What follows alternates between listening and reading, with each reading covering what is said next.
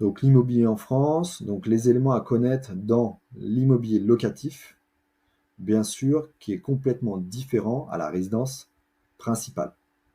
Donc une résidence principale, vous n'allez pas avoir d'ajustement, comme on a pu voir précédemment, vous n'aurez pas la possibilité d'avoir un amortissement, etc. Donc souvent sur votre raisonnement, il faut quand même classifier votre résidence principale plutôt comme un passif sur le fonctionnement. Donc bien sûr, votre maison, votre appartement va prendre de la valeur, mais vous allez décaisser chaque mois. Donc c'est pas de l'argent que vous allez pouvoir rentrer et vous allez avoir entre guillemets en finale une charge, même si vous allez pouvoir euh, à terme payer votre crédit et avoir votre résidence principale payée. Mais voilà, sur le fonctionnement quand même, ça fonctionne plutôt comme un passif qu'un actif.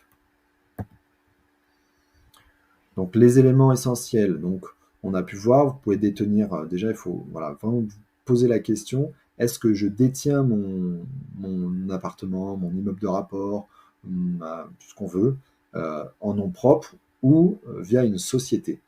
Donc là, vous avez deux choix, au final, qui s'offrent à vous. Donc voilà, à prendre en considération, parce que ça va changer aussi votre stratégie en fonction de ces deux approches.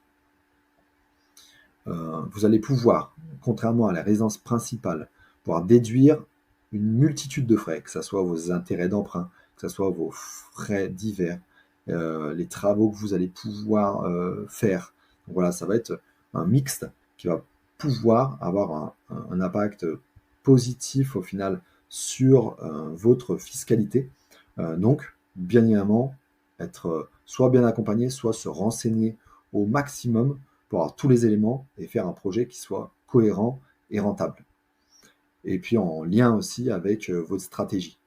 Et voilà, je ne le répéterai jamais assez, l'amortissement. Donc vous allez pouvoir amortir la bâtisse hors le foncier, hors le terrain. Euh, et ça, c'est un plus non négligeable. Et ça, c'est une approche qui va pouvoir perdurer. C'est pas quelque chose qui va changer demain.